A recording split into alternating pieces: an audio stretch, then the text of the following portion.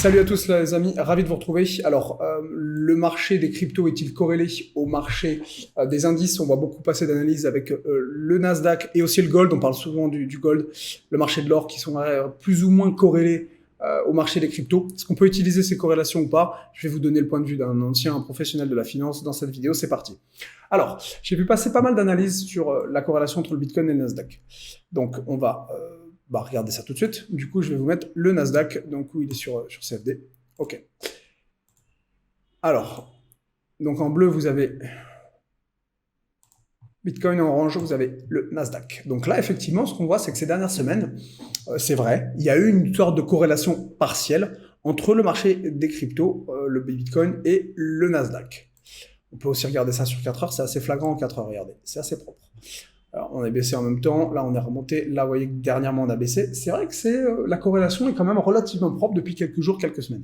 Maintenant, c'est pas parce que vous voyez une corrélation sur quelques semaines que la corrélation elle dure dans le temps. Ce qu'il faut regarder, c'est est-ce que c'est corrélé pendant des mois, voire des années, pour pouvoir utiliser ça dans votre trading de tous les jours. Donc est-ce que du coup Bitcoin est corrélé au Nasdaq? C'est ce qu'on va voir tout de suite. Donc moi, j'utilise cet indicateur. Alors pour ceux qui savent pas, donc sur TradingView, il y a différents indicateurs de corrélation. J'utilise celui-ci. Corrélation with p-value and confidence interval, parce que je trouve qu'il est bien. Vous pouvez en utiliser un autre. Comme vous voyez, il y en a des dizaines.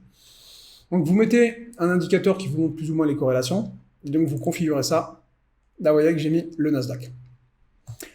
Donc, Bitcoin et le Nasdaq, qu'est-ce qu'on voit?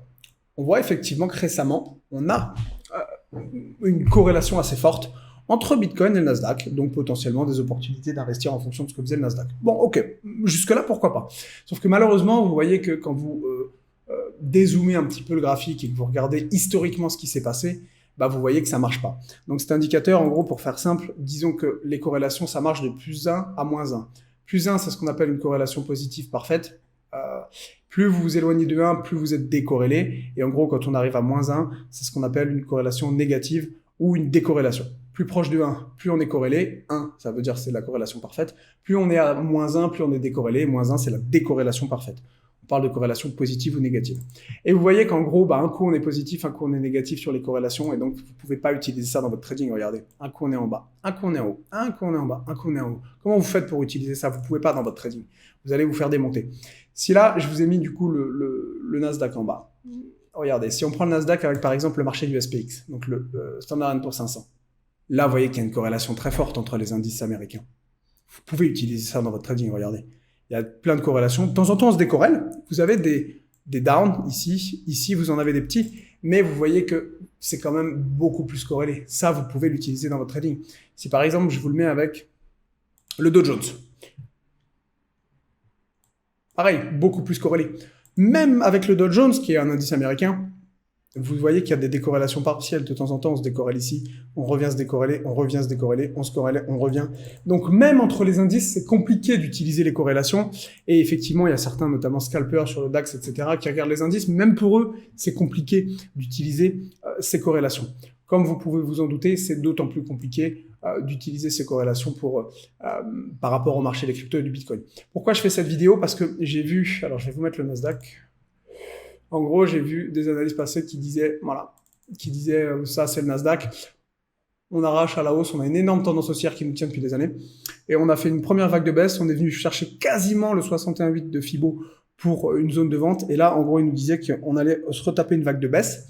Et donc, j'ai vu passer ces dernières analyses, et comme il disait qu'on était corrélé au Bitcoin, les gars ont tout simplement pris le marché du Bitcoin en disant, Bitcoin, c'est la cave. C'est-à-dire qu'en gros, il va se faire démonter, il va probablement enfoncer son support. Non, les gars, non, c'est pas comme ça que ça marche. Les corrélations, vous pouvez pas utiliser ça.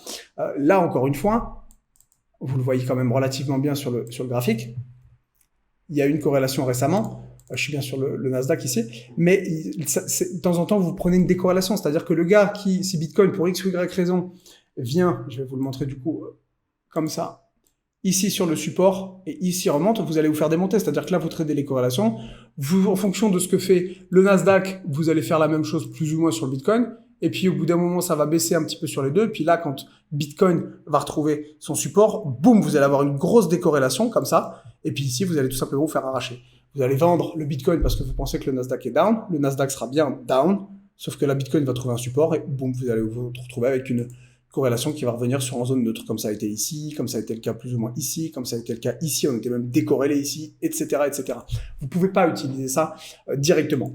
Ça, c'était pour le Nasdaq et les principaux indices. Maintenant, qu'en est-il du gold? Parce qu'on parle aussi pas mal de corrélation entre le Bitcoin et le marché de l'or. Ben, on va regarder ça tout de suite. Je vous le prends sur CFD. Allez. Pareil. Bitcoin en haut, et donc là, en gros, la corrélation avec le gold, qu'est-ce que vous voyez? Il n'y a pas de corrélation. On passe même presque plus de temps en zone décorrélée qu'en zone corrélée. Donc là, comme vous pouvez le voir, on est presque plus souvent proche du -1 que du +1. Ici, vous ne pouvez pas utiliser l'or avec le Bitcoin. Ça ne marche pas. Vous pouvez utiliser l'or avec l'argent, par exemple. Regardez si je vous mets l'argent. Voilà, ça, c'est corrélé. Vous voyez, on est très souvent en haut. De temps en temps, il y a des grosses décorrélations, mais vous voyez qu'on passe quand même énormément de temps en haut, à arracher près du 1. Ça, c'est une corrélation positive entre ça, c'est l'argent, et le marché de l'or. Mais vous voyez que sur le marché des cryptos, malheureusement, ça ne marche pas. Encore une fois, la raison pour laquelle je fais cette vidéo, c'est pas pour vous casser un petit peu le mythe de la corrélation facile, c'est juste pour vous dire que les professionnels de la finance ne raisonnent pas comme ça, et si vous raisonnez comme ça, vous allez vous faire démonter.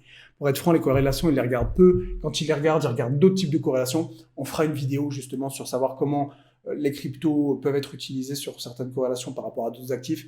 Mais en tout cas, utiliser ça simplement pour du trading, je dirais, d'alpha, c'est-à-dire en gros, Nasdaq est down, et comme récemment il a été corrélé à Bitcoin, je short Bitcoin, vous allez vous faire démonter, les gars. Donc, ne faites pas ça, ça marche pas. Et vous le voyez d'ailleurs historiquement, c'est pas moi qui l'invente, c'est la data. C'est-à-dire qu'en termes de graphique, vous voyez que ça marche pas. Que ce soit l'or, que ce soit le Nasdaq, que ce soit l'argent, vous pouvez faire différents tests. Ça, c'est pas quelque chose que vous pouvez utiliser dans votre trading quotidien, malheureusement. Sinon, ce serait encore une fois trop facile. Vous voyez bien que de temps en temps, il y a des décorrélations. Donc voilà, encore une fois, le mec qui va shorter le Bitcoin ici parce que Nasdaq est down, bah c'est simple, là, l'indice, il va probablement, boum, tomber en zone décorrélée. Et ici, quand Bitcoin va remonter et que vous serez à la baisse, vous allez vous faire arracher le compte. Donc, ne faites pas ça. Voilà, j'espère que ça vous a plu. C'est tout pour cette vidéo. Encore une fois, on fera une vidéo séparée pour que je vous explique un petit peu plus les corrélations, comment on peut les utiliser. Mais ne croyez pas à les analyses techniques parce que ces quelques dernières semaines, il y a eu une corrélation relativement forte, c'est vrai, entre le Bitcoin et le Nasdaq, il suffit de regarder le Nasdaq pour savoir quoi faire sur Bitcoin. Si c'était le cas, ça se serait. Tout le monde ferait pareil, je vous rassure. C'est pas le cas. Utiliser les corrélations est bien plus compliqué que ça. Voilà, j'espère que ça vous a plu. Et sur ces belles paroles, je vous retrouve à demain, les gars.